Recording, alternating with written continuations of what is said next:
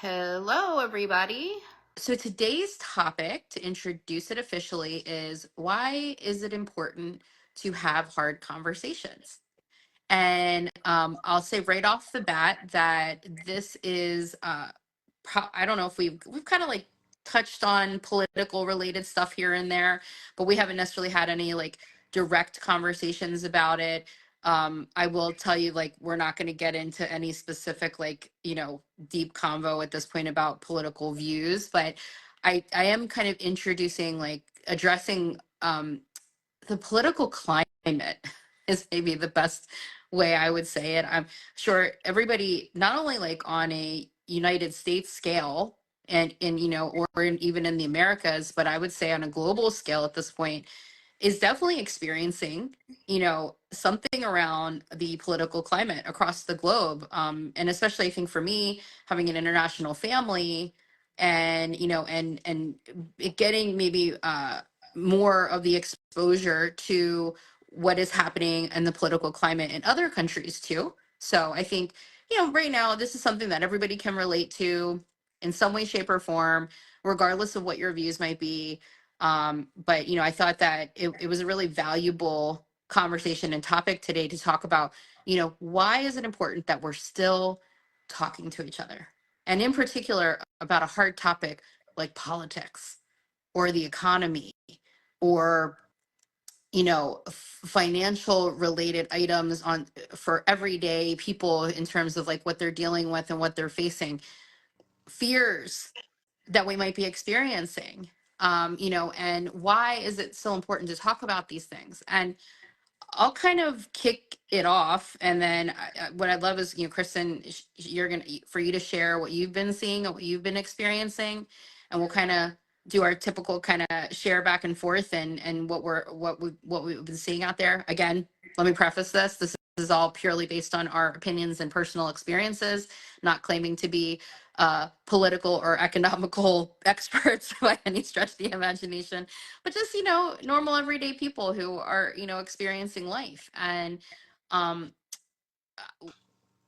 what I have been seeing and what I personally have been experiencing is this real level of avoidance with people, not just like that are strangers or people who are just acquaintances, but even with people who are really close to me, that I'm starting to find myself wanting to avoid having some of those hard conversations and getting into a dialogue, maybe even getting into a little bit of a debate, but in a healthy way where anybody engaged in that conversation can enter it with some degree of openness, right? Some degree of like a willingness to hear, to then also, I would say, it's almost like, what are the rules of debate? Like, what are they still there?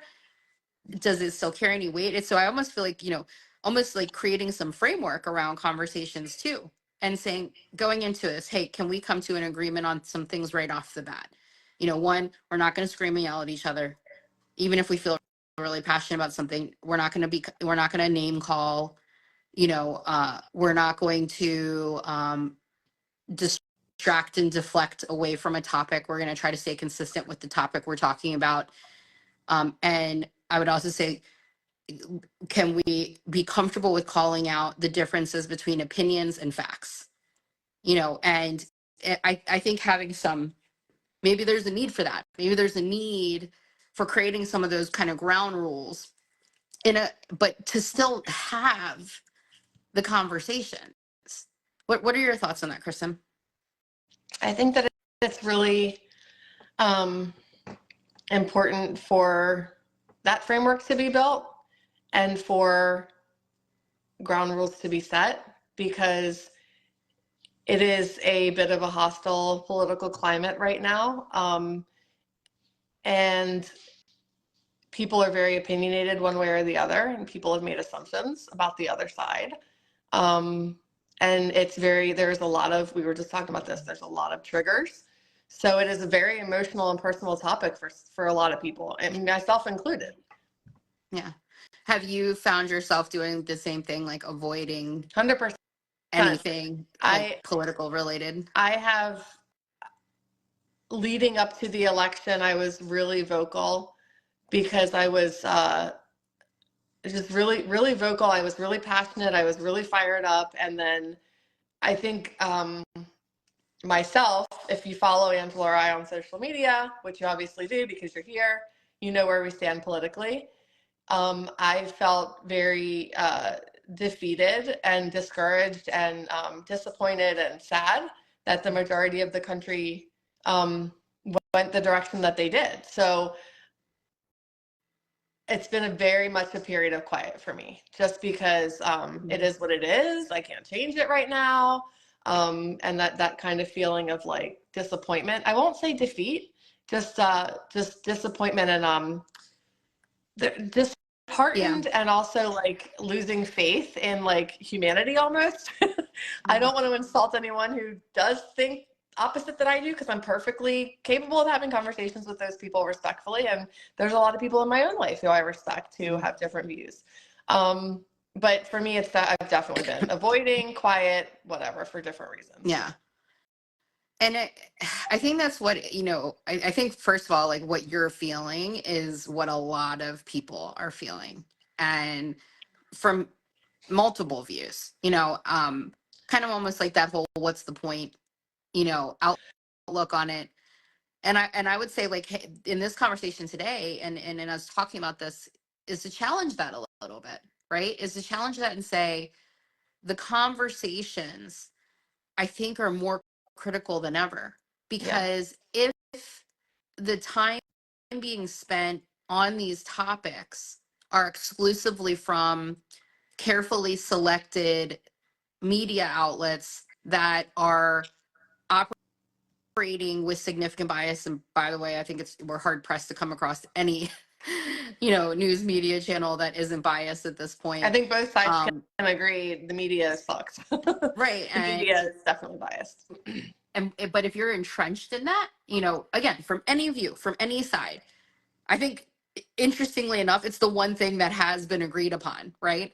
Now, I'll hear people agree that the news media is a disaster. It's not serving the purpose it's supposed to serve, which is to simply be there to report on facts, to not give commentary, to not be sharing all these opinions from people who, are basically just another form of paid entertainment. Like, I think everybody, like, literally, I don't know if I've had a single person I've talked to that doesn't agree on this particular point. Yet, there's a reason why these news stations are doing what they're doing, is because they have an audience. So there's clearly, I'm sitting here going, okay, so I'm confused here. If you don't agree with what's happening, why are you choosing to support this approach? I mean, really, our loudest voice a lot of times in the US and in any free country is to exercise the ability to, like, not buy something, to not engage in something, to not watch something. So I can tell you, for example, I do have a very strong view on this, and I don't watch television, news networks. I don't watch it, period, end of story. If I'm looking to get caught up on news, there's a couple different ways that I'll do that.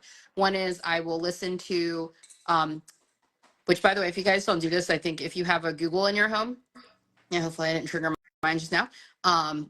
And you ask them, what's the news today? You will get clips of just fact reporting information from all of the different networks.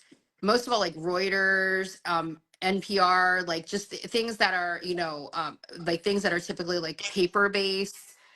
So you're getting more of like a true summarization, a snippet, as opposed to like some long winded conversation that's happening about them. So that's one way that I, engage and get caught up on information. I'll also specifically, like, seek out articles, and the moment I start to read an article that I notice is starting to go down the road of opinion, I will be like, nope, this isn't a piece of information I'm interested in having. I want to just hear the facts. When did it happen? What's the information we have so far about this particular topic? But I don't just, like, sit here and bitch and moan about the fact that I think that the news media sucks. I don't engage in it. And so I don't know. I think that It doesn't make sense if you're going to say that the media is biased and the opinions aren't good and there's no facts and fake news and all that, but then sit and be sucked into your preferred, Right. And that's what I'm saying. Like, I feel like it's network. apparently the point's only relevant when you're using it against somebody else and what you're assuming they're getting their information from, but it doesn't apply to I'll you. agree. Like, even I used to watch CNN because I felt like leading up to 2020-ish, they were pretty, it was a world news platform and it was pretty middle of the road. But then heading into Trump getting elected the first time and being in office and the pandemic, and then the heading up to the election for the second term for Trump when Biden got elected, CNN was crazy with opinions. And I would turn on the news and just hear people bashing Trump. I'm not a pro-Trumper, but I am not interested in hearing somebody just bashing him, like, or bashing anyone. I turned it off, and Yeah, I don't think I've gone back to it's not watching them. bringing anything that the news is supposed to bring, anything of Yeah, like, I'm value not or substance at interested. that point. I'm good. Anyway, so I just I look at this and I say, if we're not talking, right? If we're not talking to each other, if we're not talking to the people, especially who are closest to us in our life, even if we might have different views and opinions and perspectives, then we're leaving ourselves vulnerable to being saturated with information that we don't know how on a from a marketing, from a mental health perspective, how deeply we're being affected. You know, I will tell you, even with the limitations I try to put in place, I mean, like, my social media feed is just like, just dear God Almighty. Like, it is just like one piece of bad news after the other. And it's definitely like, I felt it. Like, I feel sad. Like, I would literally describe like the emotion that I've been feeling. And then, of course, having Pope Francis pass away, like, that was like like the additional layer at that point of like sad things happening in the world. But I mean, it's just like so much, just really sad, scary things that are coming across, like, because in terms of in social media. So it's hard, so I feel like more than ever we actually really need to lean on each other. We need to like lean and be having these healthy conversations, these healthy debates, going in, allowing ourselves to stay open, and and not not see. I mean, I feel like this is something we've been saying for a long time now, as the polarization has gotten more and more significant, but we've been saying, like, not perceiving disagreement as disrespect. And so yeah, so I think that that's something really, really, really serious and meaningful. So I think now we've got some context laid out here. I think what would be good is, like, for maybe you and I to share a little bit of like what are some real experiences that we've had out there, and we'll kind of condense it down to maybe the last 6 months. As you look back on the last 6 months, have you had conversations with people that, especially like in person, face to face, with folks that maybe you have different views? No, honestly. There's I don't, is it too early to touch on the fact of what we were talking about earlier about distance not being good for people? I think that in other situations outside of politics, anytime that, whether it's someone I have a friendship with or a working Mm. relationship with or whatever it is, when you stop that communication, you dehumanize that person and you get further and further away from the things that you do have in common with that person. And it's easy to make assumptions and have more negative feelings than positive when you're away from that person. When, in my experience, when I am in a constant or regular state of communication with someone, it only helps the relationship because you remember what you do have in common and why you do like talking to each other, and what you do get out of it and find fulfilling. And specifically as it's related to politics, I think that both sides are making assumptions negatively about the other side. Both sides are accusing each other essentially of the same things in a lot of cases, of not being open-minded, of Being brainwashed. That's a yeah, big one out there. yeah, it's so many things. That's a huge one. Um, And I myself have, I'm like thinking now, I really don't have anyone in my life. There is one, maybe a couple of people that I have in my life that I'm in regular communication with that do have different views than I do politically. And there is one in particular who's probably going to know who they are when I say this, but that I do talk to about it. We haven't in a while just because it hasn't come up, but like Mm, we definitely, even in the most heated of times, talked about it. And for me, it was really a chance to listen, mm, and there was no shutting each other down because of the respect that this person and I have with each other. There was no shutting each other down or name calling or getting angry or anything. For me, it was like, honestly, like I never thought about it that way. Or like, yeah, wow, this is where this person's getting this information from. Like, and honestly, the question has come up to myself. I have my views, but I've questioned myself on, am I brainwashed? You know, am I only, looking at it from one angle? And what if I am wrong at the end of the day? I don't think I am, but what if I am? And right. both, either side could be. So Is, for me, do it was you eye feel in that opening. one example that you have that when you've had those conversations, you've come out of it like not going like, oh, this was bad, this was a bad thing, I feel more distance from that person, like we're our relationships in a worse position? Or did you come out of it going like, no, I really like, I I feel came like we out of it. actually, I came out of it going, I get why they feel that way and from not, their but it from their didn't create perspective. any separation or further No, distancing in the it relationship? was like based on their Yeah, experience and their views. I get why they feel that way. right. I don't feel that way, but I get why they do. Right. And again, you didn't come out of it going, oh, I all of a sudden I've changed my mind and I agree with like Right, everything and that they're neither one of us saying. were looking for that in the Right. first place. Right. Right. So I have, I'll use one very specific, and I'm not going to say who because I want to be respectful of this relationship, but I do have somebody in my life who is extremely close to me, um, and has pretty much like across the board almost everything politically, economically, government, and a lot of other topics that have now been drawn into politics that maybe historically were not. We tend to have very different views on it. The history of my relationship with this person, however, was we were always able to engage in, and I would say I would have to almost date this back to like 2000. Well, I don't know, maybe all the way up, and I would say through 2021, 22. Like I would say it was always like pretty um comfortable to have, conversation and debate about our viewpoints. And and I didn't avoid it. I don't feel like this other person avoided it, and like we were able to really like kind of vet it out. And I've seen such a massive shift take place over the course of the last 18 to 24 months. It's and in that particular time, it's not a strange coincidence that I would venture to say that this person probably spends upwards of a minimum, and this is like being generous, of a minimum of about 5 to 8 hours a day consuming specific news networks. Yeah. Um, and probably the first time was about this time last year.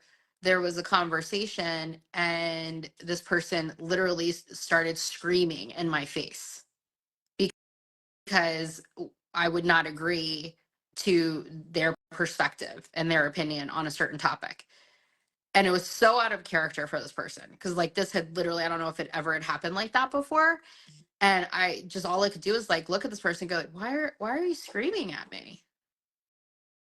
Oh, you're not listening. And it was really interesting because I'm like, it's weird that the reaction is I'm screaming because you're not listening, when in fact, like we were in a conversation that they had done the majority of the talking. And anyway, conversation ended. A couple hours later, the person reached out to me and was very apologetic, for having that reaction. Unfortunately, since then, there's been 2, 3 other instances where the same exact thing took place. And it got to a point where I finally told this person, look, I said, I think for the health of our relationship that we should stop talking about one particular topic. And I thought, like, hey, if we avoid this one particular topic, I think we're good to talk about other topics. Well, now over the course of the last like 3 months specifically, um, it, it has now become almost all topics. Like it's just gotten worse and worse and worse. And we've had, a couple of those conversations escalate to again screaming and me asking why is there screaming, and and it's and the most recent interaction that I had with this person, where again I wasn't talking about this one particular topic, something else came up. This person actually is the one who initiated, and 9 times out of 10, just to be clear, they're typically the ones initiating. And they initiated this conversation on a particular topic, and I was like, okay, I'm going to be open to hear it. And there's a couple points that were made that I thought were valid. I asked some clarification questions, and I said, well, I wouldn't say I would go like I'm completely in agreement with you, because again, I called into question the consistency of this view. Is this just a situation where you have this view, or do you have this view on this topic across the board? And I will tell you what the topic was. It was the Palestinian students protesting at universities. That's what the topic was. And so I'd asked some clarification questions like, have these been violent protests? From my understanding, they haven't been. If there is violence of any sort, then those should be handled again consistently in accordance with the law. If it's just a sit-in and they're sitting there peacefully protesting with signs and people doing speeches, that's within our laws to do in terms of our rights to do so. And then then a topic was brought up about blocking other students from being able to attend their classes. I said I agree. I don't think people should be kept from their right to an education that they're especially paying for. So we had some initial conversation, and my initial approach was I'm going to stay open, and I'm going to um, agree where I'm agreeing, and I'm going to be open to their perspective, and I'm going to also ask questions, clarification questions. But of course, as the conversation went on and other examples were brought up, and in particular, we talked about January 6th insurrection. And all of a sudden, like the tone of the conversation shifted significantly. I felt that, and I brought up with this person that there was not the same level of like openness and willing. Kristen says she's having technical difficulties and wants me to continue, and she'll join, I hope, when she can. Anyway, so as I was mentioning before, here's this person who's super close with me that historically, we've, even when we've had very different views and opinions, we were always able to have civil discourse and have healthy debate and be really respectful about it. And as the course of the last 18 to 24 months have gone on, and in particular the last 3 months, it's gotten significantly worse. And I don't find it to be a coincidence that again there's so much consumption there of particular news outlets, and again 5+ hours a day. And I feel like something that's happened that maybe people don't realize, and again, this is not any particular left, right, center, conservative, liberal, whatever, like all of those categories. I'm talking any news outlet, and the way that the structure of our entertainment news has devolved into is that there's actually like a teaching, like people are being taught how to like the distraction and the deflection tactics, and like how to address like certain topics when they come up, and how to like shut down the conversation. And I'm like, this is not a good thing, guys. I strongly feel that having these healthy conversations, going into conversations open to hearing other people's views and opinions in any aspect of life, especially political ones, especially ones that have to do with our economy, especially when it has to do with our laws and with safety and with education. I mean, you name, there's so many topics out there that right now are just, again, almost like turned into not only, big topics, but like triggering ones for a lot of people, that we should always remain open to the conversation. We should remain open to the debate.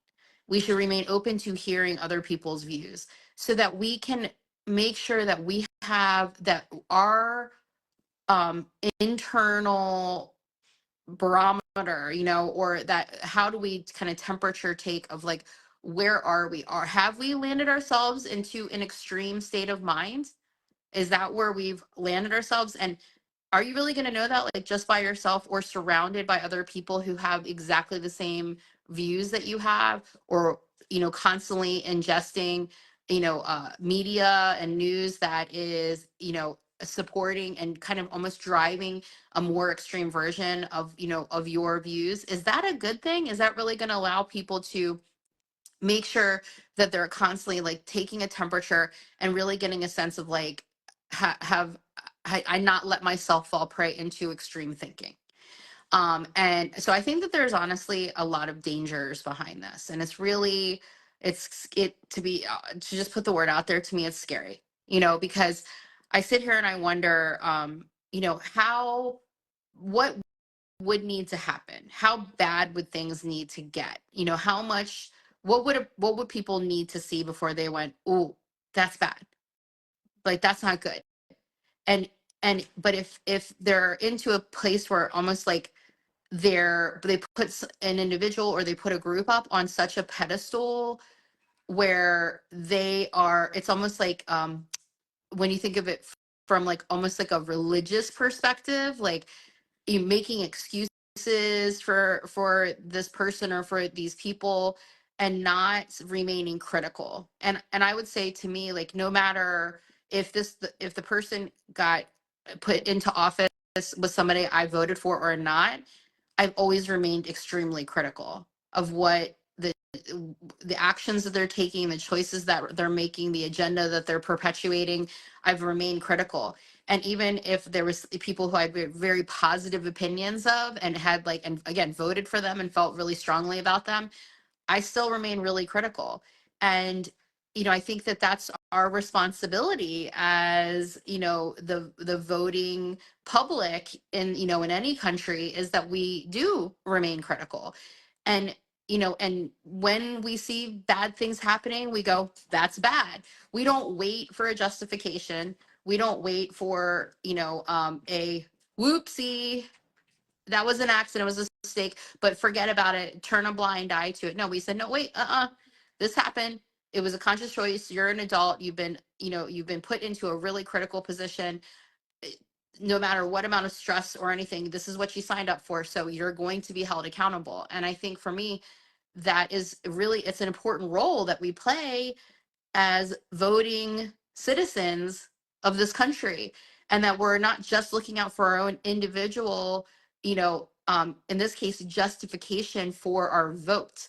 We're actually looking out for the greater good of everyone in this country, and that we're not letting anybody be sacrificed in the midst of one individual person's agenda.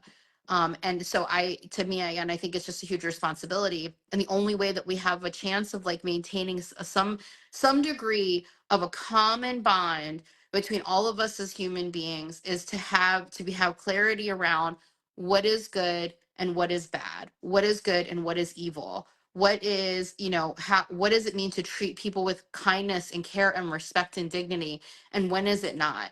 And and to not be in this constant position of defensiveness, right? But actually be in a position of seeking commonality, seeking agreement, seeking, things that we can see eye to eye on, as opposed to, using all these, tactics to try to like constantly defend ourselves. And so I just hope, in the grand scheme of things, and sharing of why it's important to continue with having hard conversations, that everybody maybe takes a little bit something away. That if you, like me, have found yourself avoiding talking about hard things with certain people in your life, maybe it's time to re-engage. But again, set some ground rules first and say, I really would love to talk because your views and your opinions do matter to me, and I do want to learn from you.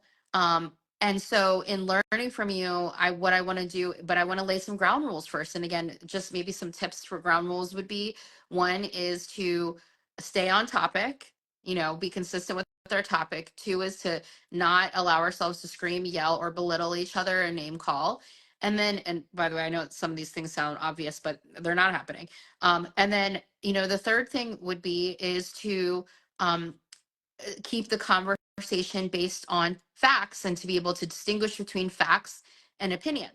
And I think that if those three, and there could be more, by the way, you could have five more ground rules that are going to make conversations, a healthier place to be. But I think maybe again, be willing to re-engage, have those conversations, and I think one of the things I had a recent conversation with a different friend of mine actually recently.